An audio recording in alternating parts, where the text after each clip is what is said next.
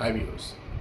హైదరాబాద్ చుట్టుపక్కల అంటే హైదరాబాద్ నగర శివారు ప్రాంతాలు, మాస్తలపురం, హైత్నారు, ఇటు వచ్చేసే గట్కేసరు, అటు వచ్చేసి చూసుకున్నప్పుడు ఉప్పల అవతల ఉన్నటువంటి ప్రాంతాలు, ఇటు చూసుకుంటే అమీన్పూర్ ప్రాంతాలు, పటాన్చెరు అవుట్ సైడ్ ఉన్నటువంటివి. దయచేసి సీరియస్లీ దయచేసి చాలా చాలా జాగ్రత్తగా ఉండండి.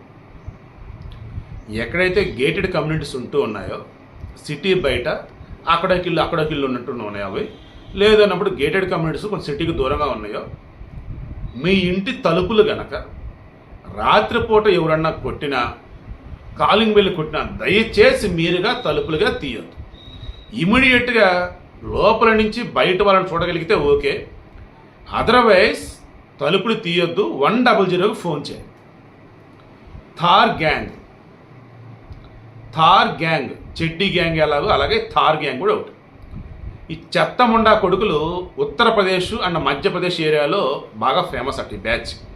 ఎలా మినిమంలో వాళ్ళ టీంలో 5 ఉంటారు, మ్యాక్సిమం గుంపులుగానే, బట్ ఒక్కొక్కరు ఐదుగురు టీములుగా విడిపోతారు.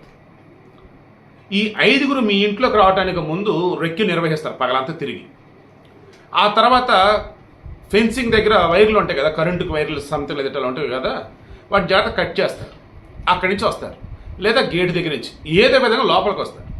ఇక వచ్చి మీరు తలుపులు కొడతారు. మీకు అనిపించవచ్చు మేము అన్ని క్లోజ్ చేసి పెట్టు మళ్ళీ ఇప్పుడు కొడతారు ఏంటని.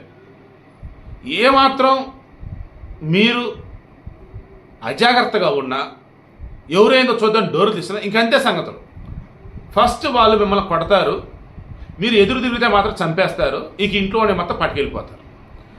హైదరాబాద్ అవుట్స్కట్స్ అన్నప్పుడు ఇటు సైడ్ అన్నప్పుడు రాచకొండ కమిషనరేట్ పరిధిలోకి వచ్చింది. దెన్ వాళ్ళు అలర్ట్ జారీ చేశారు. ఆల్రెడీ వాళ్ళ కదలికలు లైక్ ఇవన్నీ కూడా సీసీటీవీలో రికార్డ్ అయి ఉన్నాయి.